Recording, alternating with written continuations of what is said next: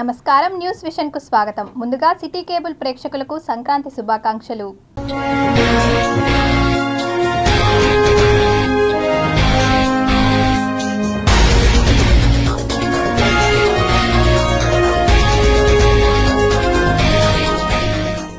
మానవాళిపై పగపట్టిన virus, గప్పిలాల నుండి ప్రాణాంతక వ్యాధి, మానవులకు సోకే ప్రమాదం ఉందని హెచ్చరిక. నయనానందకరంగా మకర జ్యోతి దర్శనం, శరణు ఘోషతో మారుమ్రోగిన శబరి గిరులు. ఏపీలో నిరుద్యోగులకు శుభవార్త, సంక్రాంతి తర్వాత డిఎస్సి నోటిఫికేషన్ విడుదల. సంక్రాంతి పర్వదినాన ఆలయాలకు పోటెత్తిన భక్తులు, తిరుమల శ్రీవారి దర్శనానికి 24 గంటల సమయం. ఆదరణ కరువై కనుమరుగైన తోలుబొమ్మలాట, వీధిన పడుతున్న కళాకారులు. జల్లికట్టు జోష్ షురు, జోరుగా పోటీలు, ఆంక్షలు భేఖాతరు.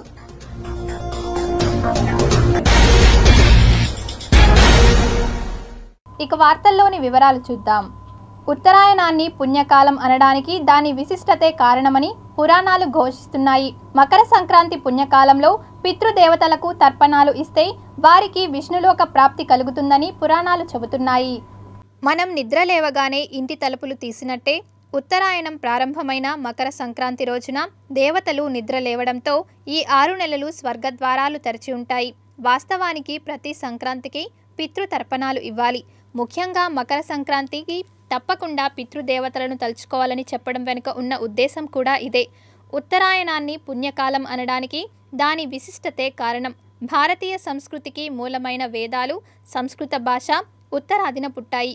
దేవతలు, ఋషులు, పండితులకు ఉత్తర ప్రాంతాలే నివాస స్థానాలని చెబుతారు. మకర సంక్రమణంతో దేవతలకు పగటి కాలం మొదలవడం వల్ల ఈ కాలంలో దేవతలు మేల్కొని ఉండి కోరిన కోర్కెలు తీరుస్తారని పురాణాలు చెబుతున్నాయి. ఈ రోజు నుంచి స్వర్గద్వారాలు తెరిచి ఉంటాయని, ఈ సమయంలో పితృదేవతలకు తర్పణాలు ఇస్తే వారికి విష్ణులోక ప్రాప్తి కలుగుతుందని ప్రజల ప్రగాఢ విశ్వాసం. ప్రతి సంక్రమణానికి పితృతర్పణాలు ఇవ్వాలి. ఒకవేళ మిగిలిన 11 సంక్రమణాల్లో ఇవ్వలేకపోయినా మకర సంక్రమణం నాడు తప్పకుండా ఇవ్వాలి. దీంతో పెద్దల పండుగను పురస్కరించుకొని తిరుపతి కపిలేశ్వర స్వామి వారి ఆలయ ఆవరణం తర్పణదారులతో కిక్కిరిసిపోయింది. వందల సంఖ్యలో ఉన్న బ్రాహ్మణోత్తములు సాంప్రదాయబద్ధంగా పెద్దలకి వారి సంతానం ద్వారా తర్పణాలను ఇప్పించారు. ఈ రోజున చేసే దాన ధర్మాలు రెట్టింపు ఫలితాన్నిస్తాయని, మకర సంక్రాంతి రోజు పితృదేవతలకు తర్పణాలు ఇస్తే వారికి ఉత్తమ గతులు ప్రాప్తిస్తాయని బ్రాహ్మణులు తెలిపారు. మన రావుకాలం పోయిన తర్వాత 7:30-9 తర్వాత పుణ్యకాలం స్టార్ట్ అయింది. ఆ కాలంలో ఈరోజు ఎవరైతే చనిపోయినారో మన పెద్దలు, తాతలు, ముత్తాతలు వాళ్ళందరూ కూడా తర్పణ వదిలితే వారంతా కూడా ఆనవాయితీ మన ఇంటికి ఈరోజు పెద్దలను పిలుచుకుంటాం, పండగ చేసుకుంటాం, బట్టలు పెడతాము. దాంట్లో భాగంగా ఈరోజు ఇక్కడ వారికి ఏదైతే ఉందో ఇక్కడ మనము వాళ్ళ తర్పణ వదిలితే వారందరికీ కూడా శాంతి కలుగుతుందనే ఉద్దేశంతో ఈరోజు ప్రతి ఒక్కరు కూడా ఈ కపిల్ తీర్థంలో ఉన్నటువంటి ఈ ప్రాంతంలో మన పురోహితుల ద్వారా అందరూ కూడా ఒక శాంతి తెలియజేసుకోవడానికి తర్పణ వదల జరుగుతుంది. మకర సంక్రాంతి సందర్భంగా పితృదేవతలకు తర్పణాలు వదలడానికి వచ్చిన జన సమూహంతో ఖాదీ కాలనీ, కపిల తీర్థం రోడ్డు కిక్కిరిసిపోయింది. వేల సంఖ్యలో ప్రజలు తరలి రావడంతో ట్రాఫిక్కు తీవ్ర అంతరాయం కలిగింది.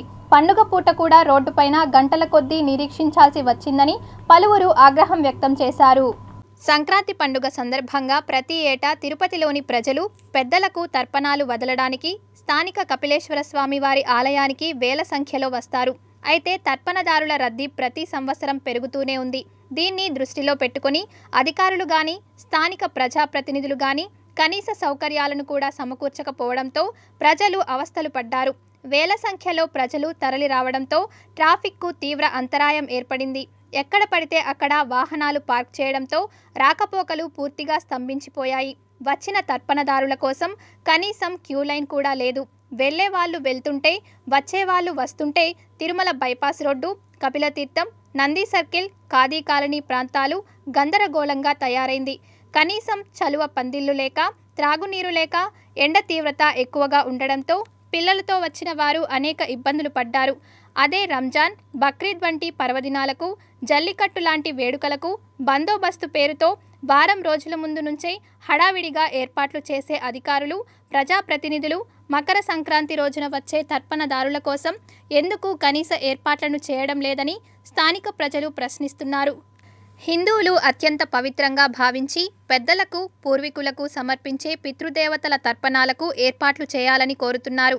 వచ్చే ఏడాదికైనా అటు ప్రభుత్వ అధికారులు గాని, ఇటు టీటీడీ గాని స్పందించి ప్రజల సౌకర్యార్థం కనీస సౌకర్యాలను ఏర్పాటు చేస్తే బాగుంటుందని పలువురు అభిప్రాయపడుతున్నారు.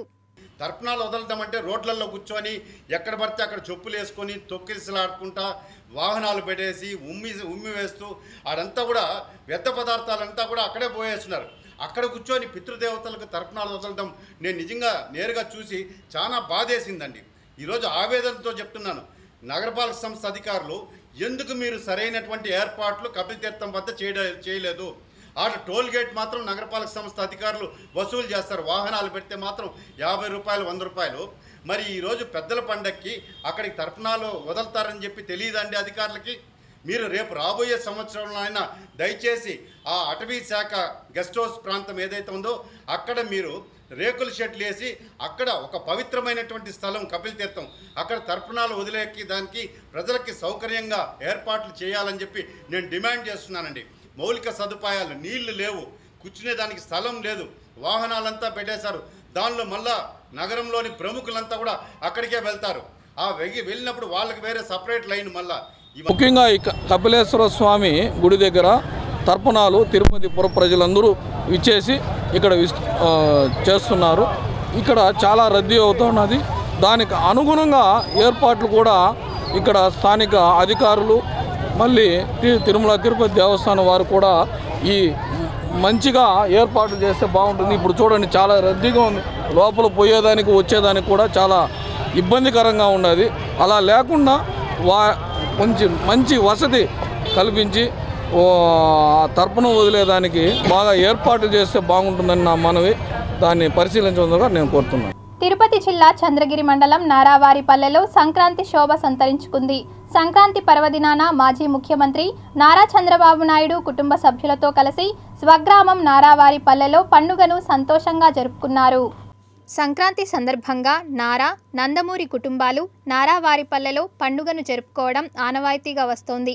ఈ క్రమంలో ఆదివారం మధ్యాహ్నం ఉండవల్లి నుంచి ప్రత్యేక హెలికాప్టర్లో చంద్రబాబు, నారా లోకేష్ ఇద్దరు రంగంపేటలో ఏర్పాటు చేసిన ప్రత్యేక హెలిప్యాడ్ వద్దకు చేరుకున్నారు.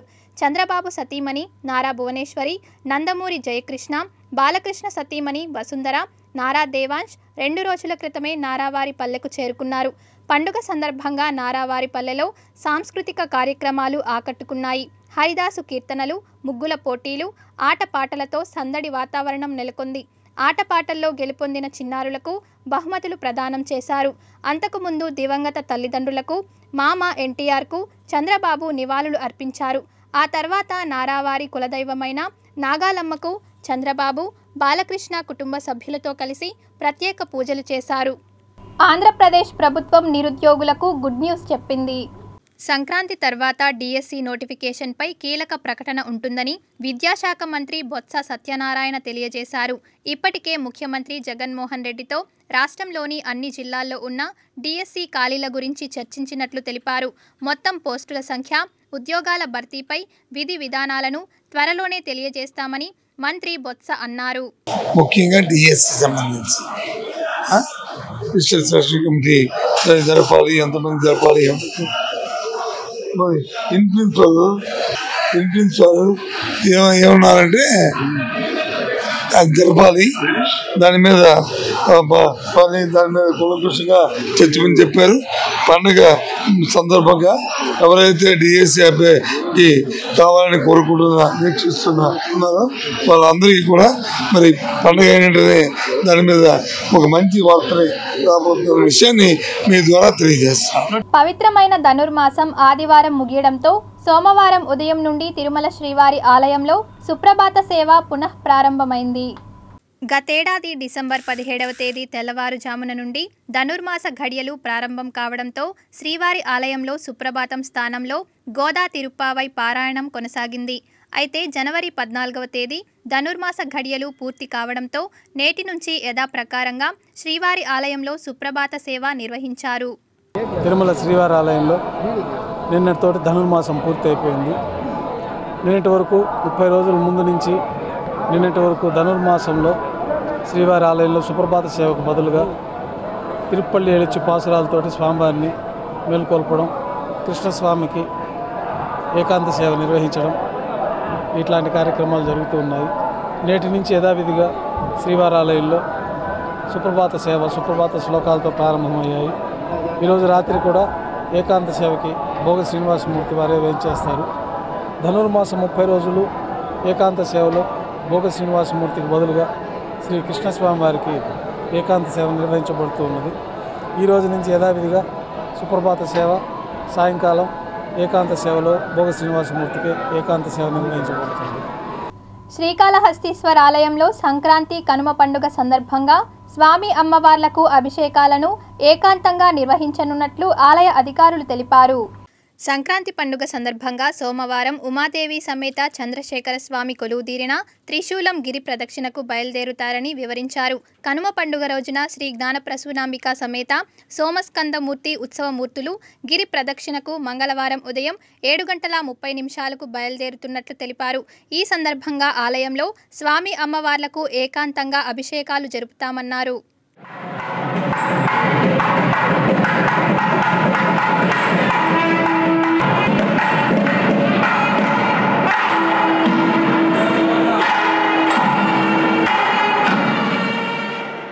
ఈ దేశంలో కులాలు అనేవే లేవని, తెలుసో తెలియకో కొంతమంది అజ్ఞానులు కులాల గురించి మాట్లాడుతున్నారని, కానీ మోడీ ఒక్కరే అందరూ కలిసుండాలని చెప్పారని ప్రముఖ సినీ నటుడు పద్మశ్రీ మోహన్ బాబు సంచలన వ్యాఖ్యలు చేశారు. తిరుపతికి విచ్చేసిన సినీ నటుడు మోహన్ బాబు మీడియాతో మాట్లాడారు. మోడీ లేకపోతే దేశంలో ఈ పరిస్థితులు ఉండేవి కావని తెలిపారు. తాను అతిశయోక్తిగా మాట్లాడడం లేదని, ఎల్లప్పుడూ ఆయనే భారత ప్రధానిగా ఉండాలని మనస్ఫూర్తిగా కోరుకుంటున్నానని చెప్పారు. ఈరోజు నేనేం మాట్లాడినా అతిశయోక్తి అనుకుంటారు కాదు. మనం ఈ మాత్రం భారతదేశంలో ధైర్యంగా మనం భరతమాత బిడ్డలం, భారతీయులం, హిందువులం అని చెప్పుకోవడానికి ఒక్క భారత ప్రధాని మోడీ గారు ఒక్కరే చాలు. ఆయన లేకపోతే ఈ పొజిషన్ ఉండేది కాదు. మనం ఉన్న పరిస్థితిలో అసలు కులాలు లేవు, అందరూ ఒకటే అనుకుని వెళుతూ ఉంటే తెలుసో తెలియకో అజ్ఞానులు కులాల గురించి మాట్లాడుతుంటారు.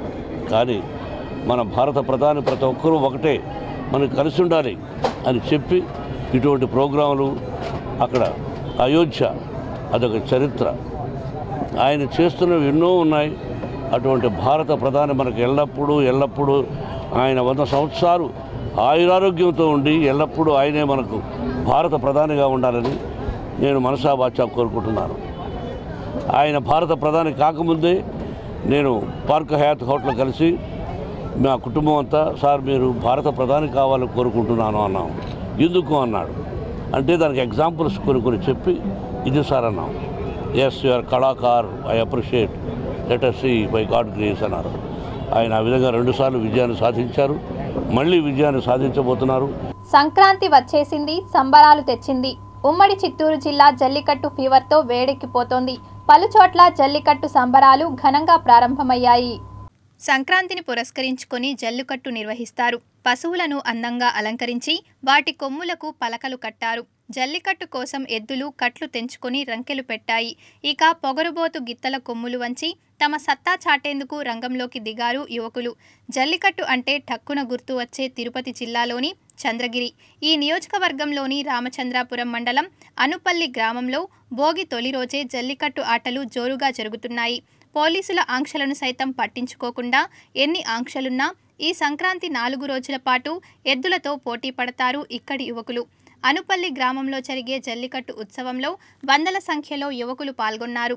అందంగా అలంకరించిన పశువులు పరిగెత్తుకుంటూ వస్తే వాటిని లొంగదీసుకునేందుకు యువకులు పోటీ పడ్డారు. కొన్ని గిత్తలను లొంగదీస్తే మరికొన్ని యువకులను కొమ్ములతో కుమ్మేశాయి. దాంతో పలువురికి గాయాలయ్యాయి. జల్లికట్టు కోసం కొందరు యజమానులు కాలు దువ్వి రంకెలు వేసేలా ఎద్దులకు శిక్షణ ఇస్తున్నారు. వాటిని పట్టుకొని ఆపే మగాడే లేడని, దమ్ముంటే ఆపాలని ఛాలెంజ్ చేసి ప్రైజ్ మనీలు కూడా పెడుతున్నారు. ఇక కొందరు నేతలు అభిమాన హీరోల ఫోటోలతో పలకలు పెట్టి పశువులను పరిగెత్తిస్తున్నారు. ఒక చంద్రగిరి మండలంలోనే అనేక గ్రామాల్లో జల్లికట్టు పోటీలు పెద్ద ఎత్తున జరుగుతున్నట్లు సమాచారం. సంక్రాంతి పండుగకి కోస్తా జిల్లాల్లో కోళ్ల పందాలకు దీటుగా చిత్తూరు జిల్లాలో ఎద్దులతో జల్లికట్టు నిర్వహిస్తారు. అయితే ఈ ఏడాది కూడా జల్లికట్టులో పలువురు యువకులకు స్వల్ప గాయాలయ్యాయి.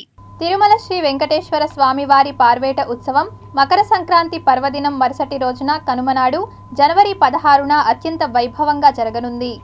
తిరుమలలో రేపు గోదా పరిణయోత్సవం విశేషంగా నిర్వహిస్తారు. గోదా పరిణయోత్సవం సందర్భంగా ఉదయం 9 గంటలకు ఆండాల్ అమ్మవారి మాలలను పెద్దజిఆర్ స్వామి మఠం నుంచి ఆలయ మాడవీధులలో ఊరేగింపుగా శ్రీవారి ఆలయానికి తీసుకెళ్లి స్వామివారికి సమర్పిస్తారు. అనంతరం మధ్యాహ్నం 1 గంటకు శ్రీ మలయప్ప స్వామివారు పార్వేట మండపానికి వేంచేపు చేస్తారు. అక్కడ ఆస్థానం పార్వేట కార్యక్రమాలు నిర్వహిస్తారు. అనంతరం స్వామివారు ఆలయానికి చేరుకుంటారు. ఈ కారణంగా 16న శ్రీవారి ఆలయంలో నిర్వహించే అష్టదళ పాద పద్మారాధన, కళ్యాణోత్సవం, ఊంజల్ సేవ, బ్రహ్మోత్సవం మరియు సహస్ర దీపాలంకార సేవలను టీటీడీ రద్దు చేసింది. రేపు కనుమ పండుగ సందర్భంగా శ్రీవారి ఆలయంలో విశేషంగా పార్వేట ఉత్సవం అనే కార్యక్రమాన్ని నిర్వహించబడుతుంది. శ్రీ మలయప్ప స్వామివారు ఒక తిరుచిపైన, మరొక తిరుచిపైన శ్రీ కృష్ణస్వామివారు మేళతాళాలతో ఊరేగింపుగా పాపనాశనం డ్యామ్ వద్ద గల పార్వేట మండపానికి చేరుకుంటారు. అక్కడ వైభవంగా సాంస్కృతిక కార్యక్రమాలు, ఆగమోక్తమైన ఆస్థానాలు పూర్తయిన తర్వాత శ్రీవారు ముమ్మార్లు బల్లెంతో పార్వేట ఉత్సవం సందర్భంగా వేటాడినట్లుగా ఈ బల్లెంతో ముమ్మార్లు బల్లెం వేయడం ఈ కార్యక్రమాలతో అక్కడ పూర్తి అవుతాయి. తర్వాత శ్రీకృష్ణస్వామికి విశేషంగా పాలు నైవేద్యంగా సమర్పించిన తర్వాత మేళతాళాలతో ఊరేగింపుగా శ్రీవారు శ్రీకృష్ణస్వామి వారు శ్రీవారి ఆలయానికి చేరుకుంటారు. యథావిధిగా రాత్రి తోమాల సేవ కైంకర్యాలు ప్రారంభమవుతాయి. 7 రోజుల పాటు తిరుపతి వేదికగా జరగనున్న కోటి హనుమాన్ చాలీసా సామూహిక పారాయణం అత్యంత వైభవంగా జరుగుతోంది. తిరుపతిలోని రామచంద్ర పుష్కరిణి ప్రాంగణంలో తిరుమల తిరుపతి దేవస్థానం శ్రీ హనుమాన్ దీక్షపీఠం ట్రస్ట్ సంయుక్త ఆధ్వర్యంలో వారం రోజుల పాటు జరిగే కోటి హనుమాన్ చాలీసా పారాయణం మహాయజ్ఞం వైభవోపేతంగా జరుగుతోంది. 2వ రోజు అగ్నిమతనం, యాగశాల ప్రవేశం, సుందరకాండ పారాయణం, అఖండ హరినామ సంకీర్తన, శ్రీరామనామ జపాన్ని సప్తాహంగా నిర్వహిస్తున్నట్లు నిర్వాహకులు రామాంజనేయులు తెలిపారు. సుందరకాండ పారాయణంతో కూడి అఖండ హరినామ సంకీర్తన చేస్తూ రామాయణ పఠనం చేస్తూ హనుమంతుడు హోమం నిన్నటి దిన పూర్ణాహుతి జరిగింది. ఈరోజు అదే ప్రకారంగా అఖండ హరినామ సంకీర్తన చేస్తూ హనుమాన్ చాలీసా చేస్తూ ఈరోజు నరసింహుడు లక్ష్మీ నరసింహ హోమం చేస్తున్నాం. కార్యక్రమం చాలా అరుదుగా జరుగుతుంది. ఆంజనేయ సప్తాహం అంటే హనుమాన్ చాలీసా సప్తాహం అంటే జనరల్గా నార్మల్గా చేసుకోవటం కాదు. సుందరాకాండతో కూడి అలాగే రామాయణ పఠనం చేస్తూ 4 వేదాలు వర్లిస్తూ అఖండ హరినామ సంకీర్తన చేస్తూ ఇక్కడ అమోఘముగా జరుగుతున్నటువంటి సుందరకాండ మూలమంత్రాలతో రామాయణ అవహనం చాలా బాగా జరుగుతున్నది. ఇది కాక సప్తాహముగా అంటే 7 రోజుల పాటు పగలు రాత్రి హనుమాన్ చాలీసా ఏకధాటిగా పారాయణ జరుగుతున్నది. భక్తులెల్లరూ చూస్తే 3 పూటలా మీకు చక్కగా టిఫిన్ భోజనాలు అన్నీ వీళ్ళే ఏర్పాటు చేస్తున్నారు. దాంట్లో సందేహం లేదు. ఎవరన్నా ఉంటే రండి, మీకు తెలిసిన వాళ్ళున్నా కూడా తీసుకొని రండి తప్పకుండా. మన సంస్కృతి మన పండుగ కార్యక్రమంలో భాగంగా కాణిపాకం వరసిద్ధి వినాయక స్వామి వారి ఆలయంలో ఘనంగా సంక్రాంతి వేడుకలను నిర్వహించారు. ఈ సందర్భంగా కాణిపాకం శ్రీ వరసిద్ధి వినాయక స్వామి వారి దేవస్థానంలో సంక్రాంతి వేడుకల్లో భాగంగా మన సంస్కృతి మన పండుగ కార్యక్రమాన్ని నిర్వహించారు. సోమవారం మకర సంక్రాంతి సందర్భంగా ఉదయం అనుబంధ దేవాలయమైన శ్రీ మణికంఠేశ్వర స్వామివారి ఆలయంలో సూర్య భగవానుడికి ప్రత్యేక అభిషేకము మరియు సూర్య ఆరాధన పూజలు నిర్వహించారు. అలాగే శ్రీ వరదరాజస్వామి వారి ఆలయంలో సంక్రాంతి ముగ్గులు వేసి గొబ్బెమ్మలను కొలువు తీర్చి పొంగల్తో సంక్రాంతి సంబరాలు నిర్వహించారు. ఈ కార్యక్రమంలో దేవస్థానం చైర్మన్ మోహన్ రెడ్డి, ఏఈఓలు కృష్ణారెడ్డి, హరి మాధవరెడ్డి, సూపరింటెండెంట్ కోదండపాణి, వాసు, అర్చకులు, వేద పండితులు, దేవస్థానం సిబ్బంది తదితరులు పాల్గొన్నారు. Tirupati gold jewellery and silver merchants association సమాచారం మేరకు తిరుపతి లోకల్ బులియన్ మార్కెట్లో బంగారం వెండి ధరలు ఇలా ఉంటాయి. 24 క్యారెట్ల అపరంజి బంగారం 10 గ్రాముల ధర 64,730 రూపాయలు. 22 క్యారెట్ల బంగారం 1 గ్రాము ధర 5,813 రూపాయలు.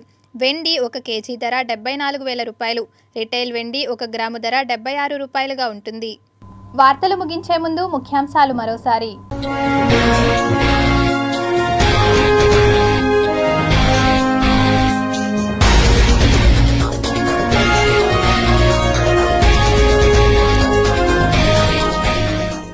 మానవాళిపై పగపట్టిన వైరస్, గబ్బిలాల నుండి ప్రాణాంతక వ్యాధి, మానవులకు సోకే ప్రమాదం ఉందని హెచ్చరిక.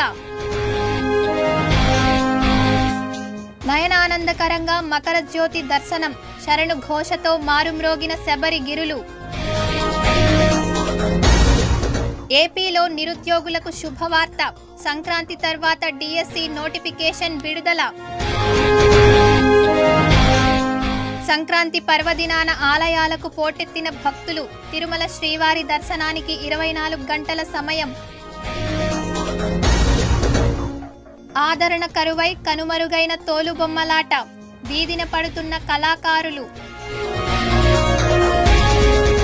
జల్లికట్టు జోష్ షురు, జోరుగా పోటీలు, ఆంక్షలు భేఖాతరు.